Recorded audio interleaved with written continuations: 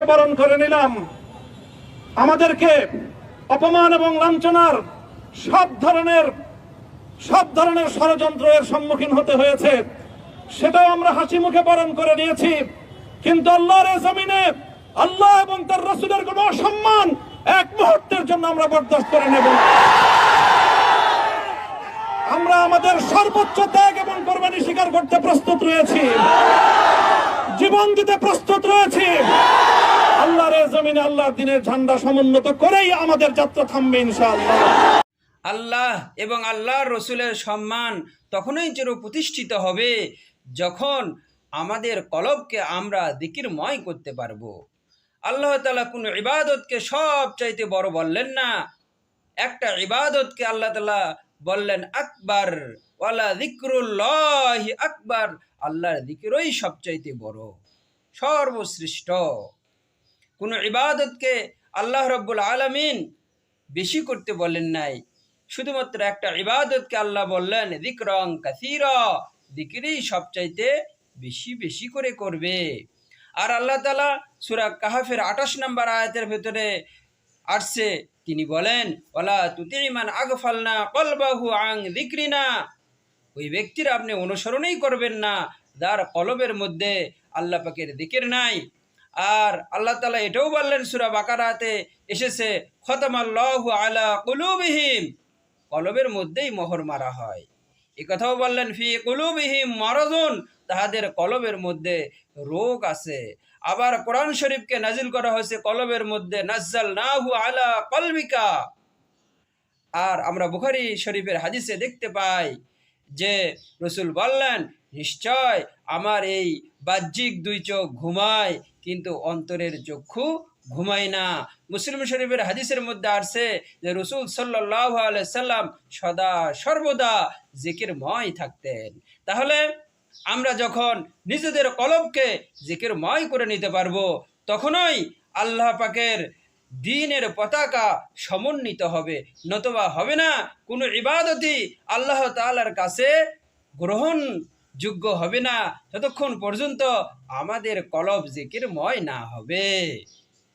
যেমনটি রসুল সাল্লাল্লাহু আলাইহি সাল্লাম বললেন যে জানিয়ে রাখো আলা ওয়াহিয়াল কলব, যদি শরীরে হয়ে যায় পুরো শরীরই ভালো হয়ে যাবে।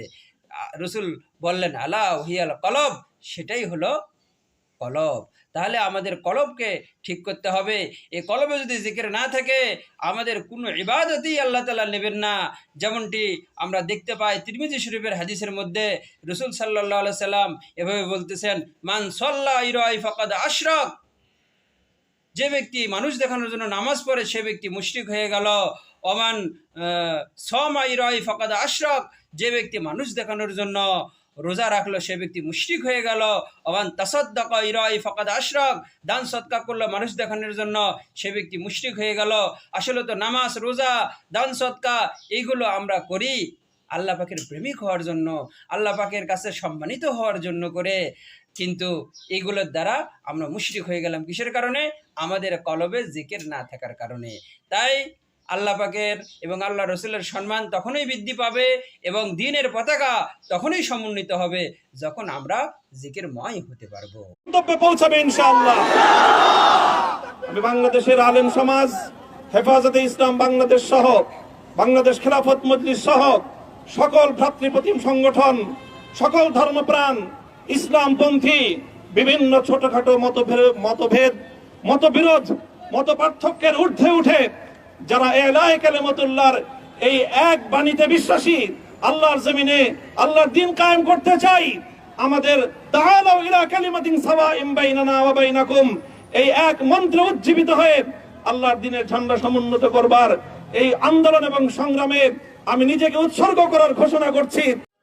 আমি বাংলাদেশের সকল উলামায়ে কিরাম এবং হেফাজতে ইসলাম, খেলাফতে মজলিস ইত্যাদি যত ইসলামী সংগঠন আছে এবং সকল দেশ এবং দেশের বাইরের আপামর জনতাদের উদ্দেশ্যে বলতে চাই যে এই কিতাবটা মুজাদ্দেদে আলফিসানী রহমতুল্লাহ আলাই ও তার সংস্করিক কার্যক্রম, এই কিতাবটা লেখা হয়েছে, ছাপা হয়েছে আপনার ইসলামিয়া কুতুবখানা থেকে। দেখুন, ইসলামিয়া কুতুবখানা থেকে কিতাবটা ছাপা হয়েছে। যিনি মূল লেখক উনি হলেন মুফতি আলী মুর্তজা সিরাজি, মুহাদ্দিস, মাদ্রাসা দারুর রাশাদ, 12 DE মিরপুর, ঢাকা 1216। আর সম্পাদনা যিনি করেছেন উনি মাওলানা লিয়াকত আলী দামাত বরকাতুহুম। উনি নাজিমে তালিমাত, মাদ্রাসা দারুর রাশাদ, সিনিয়র মুহাদ্দিস, জামিয়া রহমানিয়া আরাবিয়া, মোহাম্মদপুর, ঢাকা। এই কিতাবটার শুরু থেকে এবং শেষ পর্যন্ত পাঠ করার পরে সাথে সাথে আমি ভারত থেকে আর একটা কিতাব নিয়ে আসছি। ভারত সফরে গিয়েছিলাম, সেখান থেকে মূলত সেরহিন শরীফ, সেখান থেকে আমি এই কিতাবটা নিয়ে আসছি। এটা হলো রসায়েলে মোজাদ্দেদে আলফে সানি রহমতুল্লাহ আলাই, এই কিতাবটা। এবং হজরত আল্লামা শাইখুল ইসলাম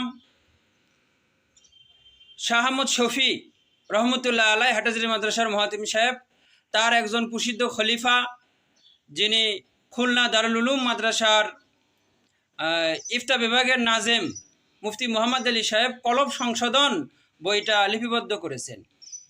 এই সমস্ত কিতাবের আলোকে আমি আহ্বান করতে চাই, জানাতে চাই যে আসলে মুজাদ্দিদ আল বেসানি রহমতুল্লাহ আলাই তিনি আমাদের দেওবন্দি আকাবের।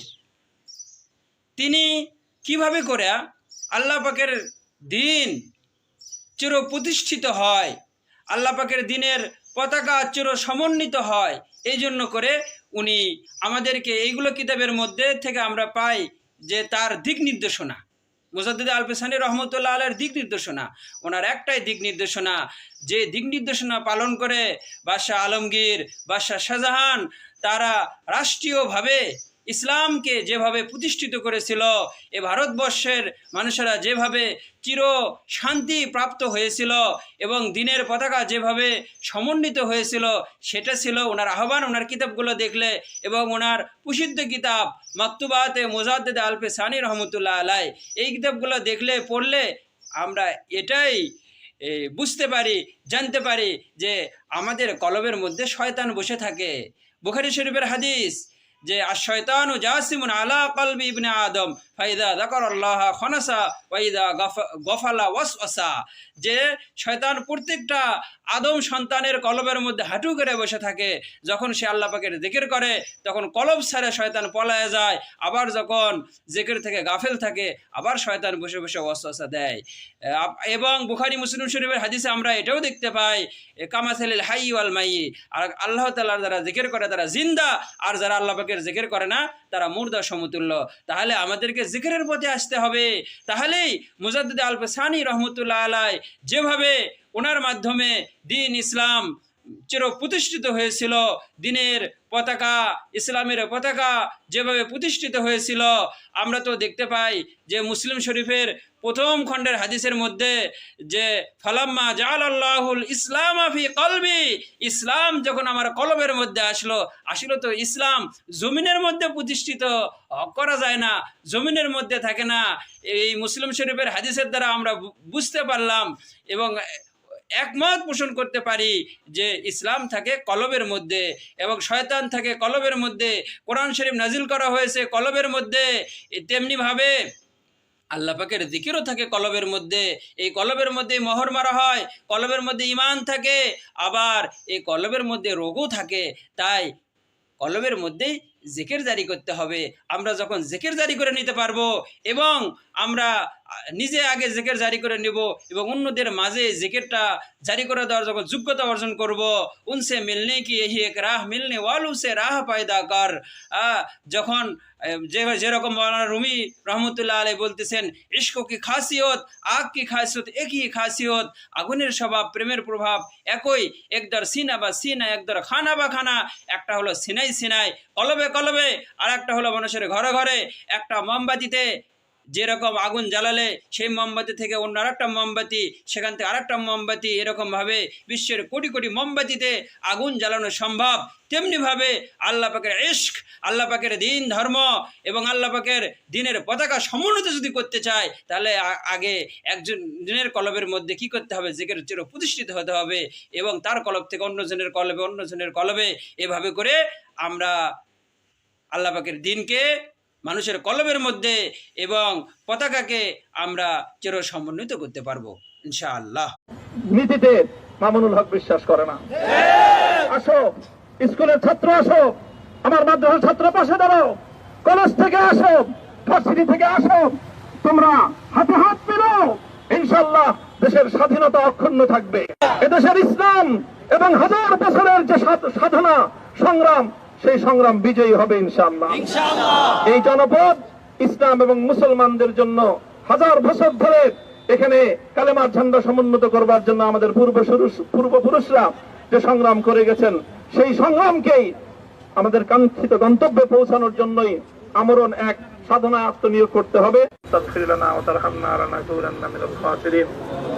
ربنا آتنا في الدنيا حسنة وفي الآخرة حسنة وقنا عذاب النار اللهم أحسن عاقبتنا في الأمور كلها وأجرنا من خزي الدنيا وعذاب الآخرة আয় আল্লাহ, ইখলাসের সাথে শুধুমাত্র আপনার সন্তুষ্টির উদ্দেশ্যে আপনার দ্বীনের ঝান্ডা সমুন্নত করবার জন্য দেশ এবং দেশের বাহিরের সকল জনসাধারণ, মাদ্রাসার ছাত্ররা এবং স্কুল কলেজের ছাত্রদের সহ আলেম ওলামাদের সহ একটাই আহ্বান, আসুন আমাদের আকাবেররা যেভাবে চার তরিকার আপনার প্রতিষ্ঠাতাগণ, চার মাযহাবের ইমামগণ এবং খোলাফায়ে কেরামগণ এবং স্বয়ং রসুল সাল্লাল্লাহু আলাইহি সাল্লাম যেভাবে দ্বীনকে উনি চির প্রতিষ্ঠিত করেছিলেন মানুষের কলবের মধ্যে, সেভাবে করে আমরা কলবে জিকির জারি করে নিই।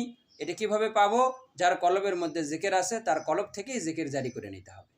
তো জিকির জারি করে নিয়ে আমরা কলবকে প্রশান্ত করে আমরা চির সফলতা অর্জন করি। যেহেতু এমন একটা দিন আসতেছে যে দিন সম্পর্কে আল্লাহ তাআলা বললেন, ইয়াউমা লা ইয়ানফাউ মালু ওয়ালা বানুন ইল্লা মান আতাল্লাহা বিকলবিন সালিম। সেদিন আমাদের ধনসম্পত্তি, ছেলে মেয়ে কোনো কিছুই কাজে আসবে না, একমাত্র প্রশান্ত হৃদয়ই কাজে আসবে। তো সেই দিনে যদি চির সফলতা আমরা পেতে পারি, কিভাবে? দুনিয়া থেকেই চির সফলতা নিয়ে যেতে হবে, যেটা আল্লাহ বললেন, রব্বানা আতিনা ফিদ দুনিয়া হাসানা ওয়া ফিল আখিরাতি হাসানা। ইহকালের চির কল্যাণ এবং পরকালের চির কল্যাণ আমাদের মহা প্রতিপালক আল্লাহর কাছ থেকে পেতে হবে। আর আমরা এটাই দেখতে পাই কোরআনের মধ্যে অন্য জায়গায় আল্লাহ এভাবে বলছেন যে মান কানা ফি হাযিহি আমা ফাহুয়া ফিল আখিরাতি আমা, যে ইহকালে চির সফলতা অর্জন করতে পারলো না, সে পরকালেও সফলতা পাবে না। তো ইহকালের চির সফলতা তখনই পাবো যখন আমাদের কলব জিকিরময় হবে, জিকিরে আমাদের কলব জিকির দ্বারা প্রশান্ত লাভ করতে পারবে। তাহলেই আমরা আকাবেররা যে সংগ্রাম করে গেছেন, একটাই সংগ্রাম ছিল কলবের মধ্যে জিকির জারি করা। মুজাদ্দিদ আল পিসানী রহমতুল্লাহ আলাই উনি এই মেহনত করেছেন, ওনার খোলাফায়ে কেরামগণ এই মেহনত করেছেন। আমাদের আকাবের দেওবন আব্দুল গনি মুজাদ্দিদে রহমতুল্লাহ আলাই উনি মুজাদ্দিদের তরিকার ছিলেন। হাদিসের সনদ আমরা পড়তে গেলে তার নাম তো অবশ্যই সিলসিলার মধ্যে থাকতেই হবে।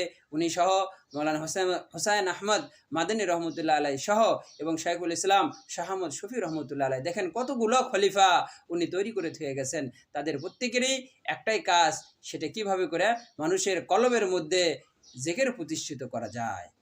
আল্লাহ রাব্বুল আলামিন আমাদেরকে জিকিরময় হয়ে আমাদের কলবকে প্রশান্ত করে দুনিয়া এবং দুনিয়ার পরবর্তী জীবনের মহা সফলতা অর্জন করার তৌফিক দান করুন। আল্লাহুম্মা আমিন।